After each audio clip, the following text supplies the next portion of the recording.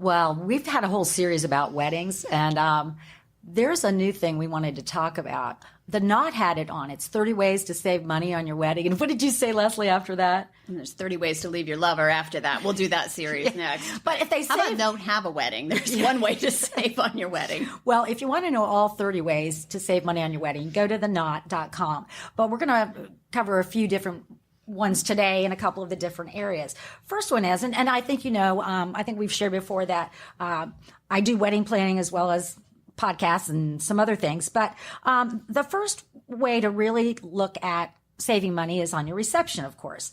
The first thing you have to do, though, is your guest list. So in order to know where you're going to have your reception, you have to know how many people you're going to have.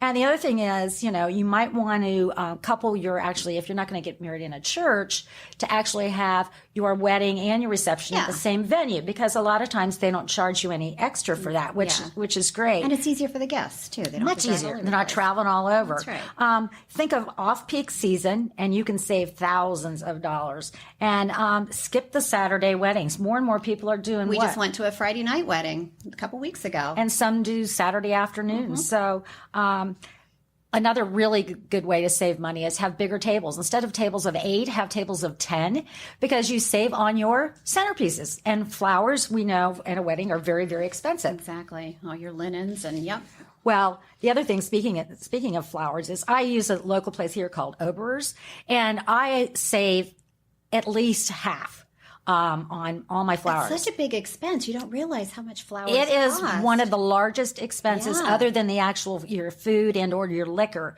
that there is are your flowers. So buy flowers that are in season. Exactly. And I think we talked about before when we had a guest on about buying flowers. Don't buy roses between Valentine's Day and Mother's Day because they like triple in price. Yeah. So you've got to remember things like that. Also, add a lot of greenery to flowers. Yes, more greenery, fewer flowers. Exactly. And include some non-florals, some candles or lanterns or different things. If it's fall, you can put pumpkins and gourds. So Gourds. I think I'd probably stay away from the gourds. I love gourds. Well, okay, let's talk about the fun part, though, the food and the drinks.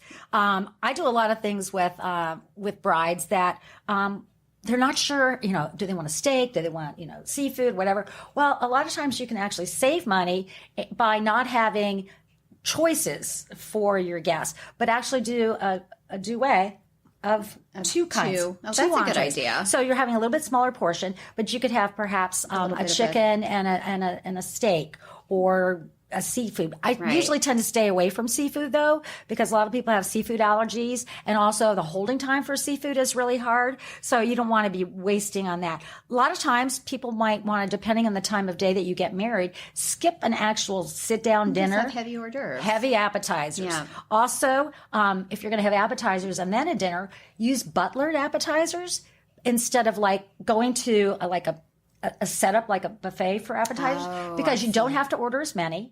That's a good idea. And it's also very elegant for people walking around. So you may have a little bit extra on your labor costs, but what you save on your food cost is much, much different. Yeah. They also, a lot of people today are not having the whole open bar thing. Right. Because you need to look at some of the liability issues, too, with all of that, which you need to think about. But a lot of people are just offering beer and wine and maybe a signature cocktail. Yes. Which I think is fun. You can make it fun. Absolutely. Something, name it. And sometimes even the signature cocktail can be the toast instead of having a champagne toast, or just eliminate the toast, because that's a lot of people, it's a waste, to be real honest with you. Sometimes tradition can kind of get, and I don't know where that tradition started. It probably just started with somebody who likes champagne. Yep. Doesn't have to be a champagne toast. It can be a toast with anything. Yeah, and you can also save money on the cake you can order a small 1 or a 2-tiered cake and then supplement with a larger sheet cake hidden in the back that they bring out after you cut the smaller cake. And a lot of people are doing that. They're also doing cupcakes.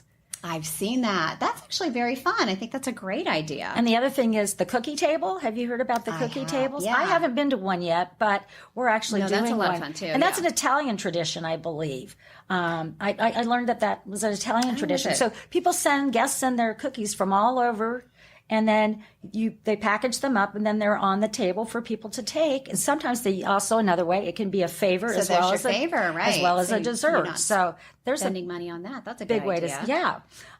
Stationery and favors, we just talked about that, but email your save the date. Instead of mailing, You can email an invitation as well as send a hard copy, but make it just like a one-sided invitation with just a quick response. Put as much information in there as you can, so you're not sending things out again. Right.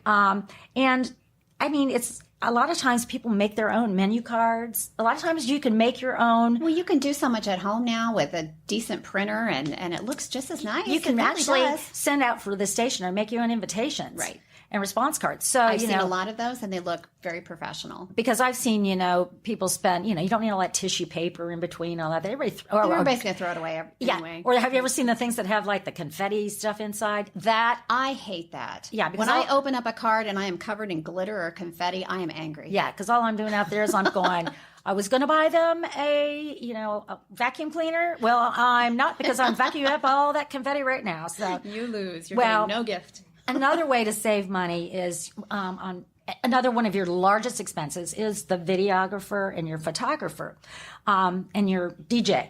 So there are several places around in Central Ohio that you can, they're packaged all together, which is a cost Yeah. savings. They even have like the photo booth that goes with it and all that. I think that also if you don't do as many hours, you don't need a DJ for 5 hours or Right, 4 hours. I mean, right. because a lot of people after dinner, a little hour and a half or something of dancing and stuff, they're ready to go. They're done. So, make it fit within your budget. But I mean, I think those are some great cost saving tips. And then for a lot more, as I said, go to thenot.com and there's 30 ways to. Right. I mean, if you're hell bent on having a wedding, you might as well save money. We've heard from our listeners that it can be a bit difficult to leave a rating and review for our podcast in iTunes. So here's a painless way to do it.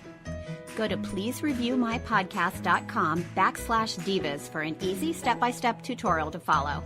That's www.pleasereviewmypodcast.com/divas.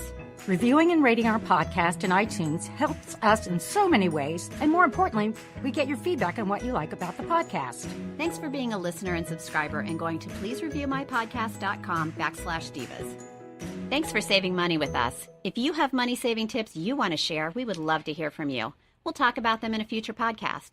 Just head to our Facebook page at facebook.com/DollarSavingDivasCBus. Leslie, that's kind of long. We do have a link to our page in the podcast notes.